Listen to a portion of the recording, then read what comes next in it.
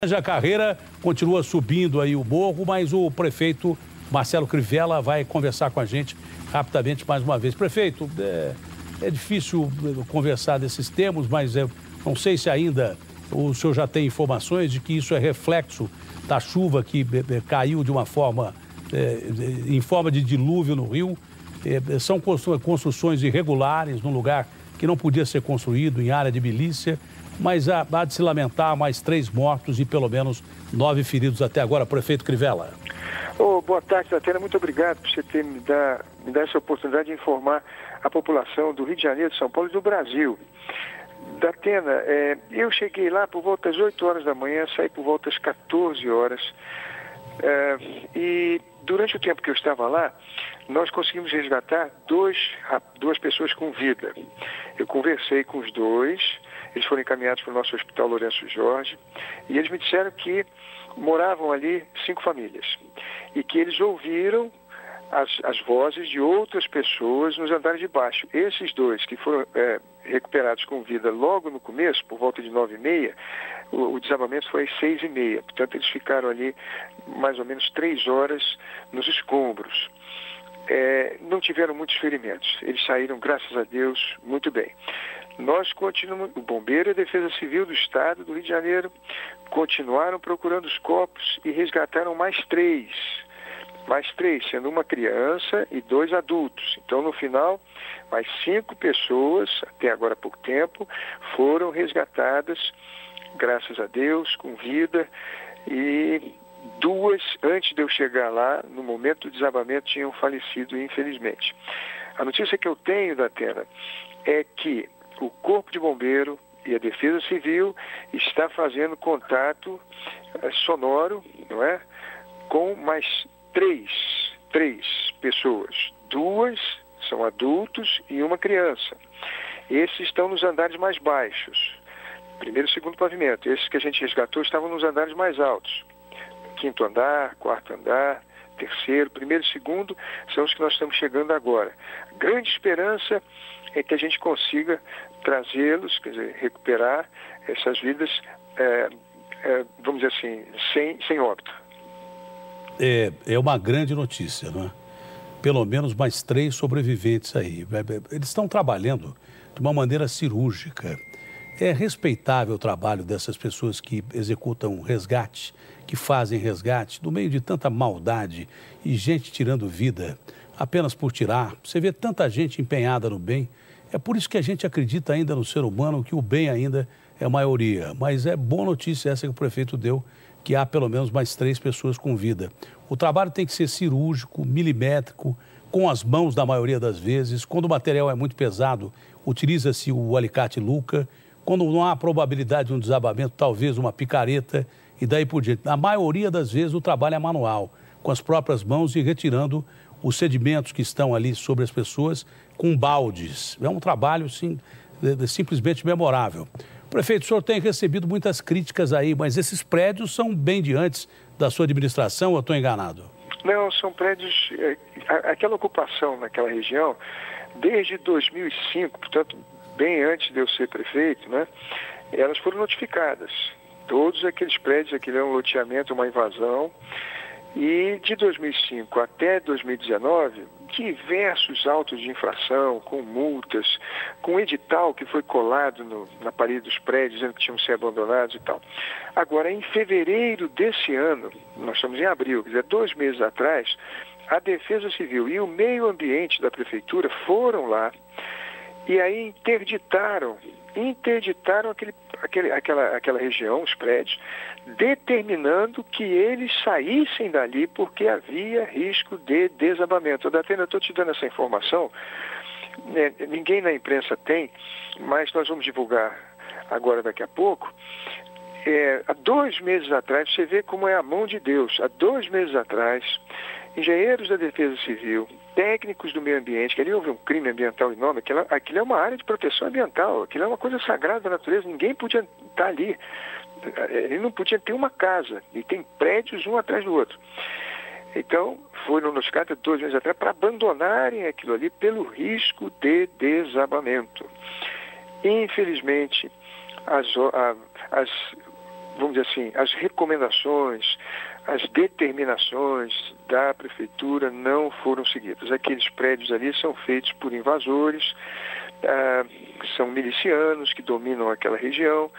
Eles constroem os prédios, se você olhar um prédio do lado do outro, ele tem a mesma espessura de coluna, de viga, de laje, quer dizer, é uma forma que eles usam, independente do solo embaixo.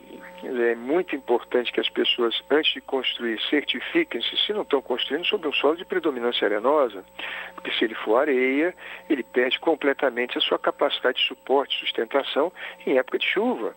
A areia ela é mais granulosa. Eu até faço uma comparação, Datena, se me permitir. Uma dona de casa, ela tem uma panelinha de arroz, ela tem uma panelinha de farinha de trigo. Se ela pegar um pouquinho de água e jogar na panelinha de arroz, como o grão do arroz é anguloso, é grande, a água penetra e ele perde completamente a compactação, a densamento, fica sem sustentação, não é verdade? Se jogar numa panelinha de farinha, empoça. A água empoça. Então, quando tem um solo argiloso, um solo vermelho, a tendência é ter mais sustentação, a água penetra com mais dificuldade, porque os grãozinhos se encaixam bem. Quando é um solo arenoso, ali já são grãos maiores, mais espaço entre eles, a água penetra, e aí perde-se grão e fica mais água, e aí perde sustentação. Há um recalque na fundação, ela desce mais do que as demais e o prédio quebra e cai. Então, essa fundação, esse solo é importantíssimo ser analisado. Como são obras feitas de maneira ilegal, sem engenheiro, repetindo a forma uma do lado da outra como se fosse um castelo de cartas, não é verdade? Infelizmente cai. O prédio do lado, nós escoramos ele todo, dos dois lados, escoramos ele todo, porque tinha o risco de desabar sobre os nossos operários. Isso eu vi às 8 horas da manhã. Eu fui o primeiro a chegar lá e verifiquei que tinha coluna já quebrada, ela tinha sofrido um colapso. O prédio do lado só não caiu porque a coluna ela ficou presa pelos escombros do prédio que caiu. Eu bati uma foto e fui mostrando para os engenheiros, os técnicos, quando chegaram lá. Que segurou o prédio do lado foram os escombros do prédio que havia caído, porque houve um colapso completo da coluna que sustentava o prédio do lado. A principal coluna, a primeira coluna do prédio, da entrada.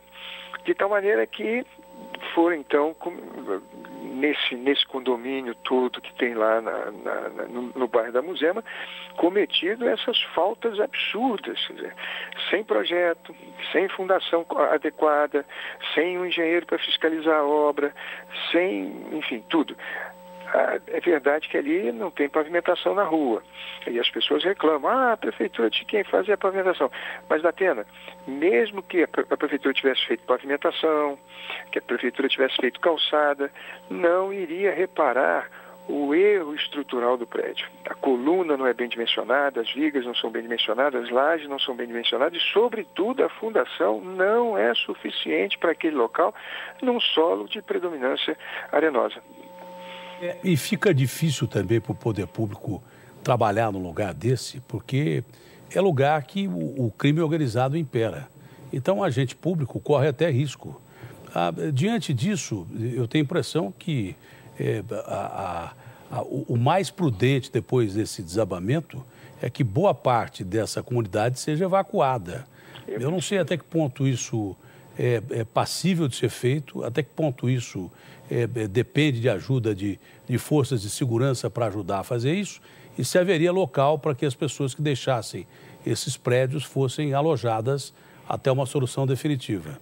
Olha, Datena, ali perto tem um bairro chamado Rio das Pedras. O primeiro projeto que eu fiz quando cheguei na prefeitura e levei ao Rio das Pedras e apresentei a toda a imprensa, era verticalizar aquele prédio com grande Minha Casa Minha Vida. Aquele conjunto com grande Minha Casa Minha Vida eram mais ou menos umas 15 mil moradias. E, infelizmente, a milícia, o povo do Rio de Janeiro, todo o povo do Rio de Janeiro sabe disso, a milícia criou uma série de impedimentos, de problemas, colocou a população contra nós e foi uma dificuldade enorme. Então, eu tive que adquirir terrenos adjacentes e isso demorou, porque tem que desapropriar, esse processo de apropriação demora, é lento. E já com problema com as milícias. Na Muzema, que é um bairro do lado, não é? Perto, há uns 30 dias atrás, nós tivemos aqui uma reunião com a Caixa Econômica e também com um grande empreendedor do Rio de Janeiro, chamado Carlos Carvalho, e tem um terreno ali próximo que cabem 30 mil apartamentos. É no terreno do Morro da Panela. E começamos a fazer os estudos para construir esses apartamentos e podermos tirar toda essa população da encosta. Porque, veja, essa população não são pessoas que estão vivendo desempregados em favela. Esse apartamento que caiu, a primeira pessoa que nós conseguimos resgatar, eu conversei com ele é um senhor de Minas Gerais chamado Luciano, e ele pagou R$180 mil no apartamento. Ele deu 120 de entrada e 60 ele parcelou. Ora, um edifício, um apartamento do Minha Casa Minha Vida com toda a segurança, hoje está no faixa 1,5, faixa 2, em torno de 130. Mas com escritura, com habite, com todas as garantias. E ele pagou 180 por esse. Ele pediu meu celular emprestado e ligou para a mãe dele em Minas. E ele disse para a mãe, perdi tudo. Eu perdi o apartamento, eu perdi a televisão, eu perdi a geladeira, eu não tenho mais. Ele só estava com a roupa dele que tinha sido rasgada e nós conseguimos uma roupa para ele. Então, você vê que essa milícia, esses empreendimentos que eles fazem lá, são cobrados valores altos. São pessoas que têm bom emprego. Aliás, esse rapaz também me pediu para ligar para o patrão dele. Ele tinha perdido o celular nos escombros. Então ele pegou meu celular e ligou para o patrão dele. O patrão ficou comovido de saber a situação dele e ele disse, olha, hoje eu não posso trabalhar. Hoje eu não tenho como trabalhar, eu estou abaladíssimo. E dali ele foi levado para o Hospital Lourenço Jorge ali perto. Mas é um senhor que tem emprego. Ele tem um bom salário. E ele poderia ter um Minha Casa Minha Vida, bem mais barato, mas num prédio completamente diferente, organizado. Então, já um mês atrás, aqui com o Dr. Carlos Carvalho, com os diretores da Caixa Econômica, nos reunimos no Palácio da Cidade para fazer esse empreendimento de 30 mil imóveis e trazermos essas pessoas para lá e recompor aquela mata ali, recompor aquela encosta toda da Muzema, que vai ter sempre risco de desabamento. Então, nós temos que criar exatamente o que você falou, uma maneira de tirar aquele povo dali e levar para condições melhores. E eles poderão, inclusive, claro que tem uma parte que é subsidiada pelo governo, mas pagar uma prestação de R$300, R$400 por um imóvel deles, com escritura, com RGI, registro de imóvel, e serem proprietários realmente de uma... E é ali perto. Quer dizer, não é aquela coisa de a gente tirar o jeito da Muzema e levar para Santa Cruz, ou levar para Bangu, para a Zona Oeste. É ali, na entrada da Barra da Tijuca, no Morro da Panela. É outra cena triste que a gente observa no Rio de Janeiro, mas a informação do prefeito nos dá uma esperança de que há contato, pelo menos, com 3 pessoas vivas, não é verdade? 2 adultos e uma criança já foram contatados. E os homens do Exército, da Defesa Civil e também do Corpo de Bombeiros, utilizando-se de cães farejadores, procuram mais sobreviventes. A qualquer momento pode sair mais uma pessoa viva daí.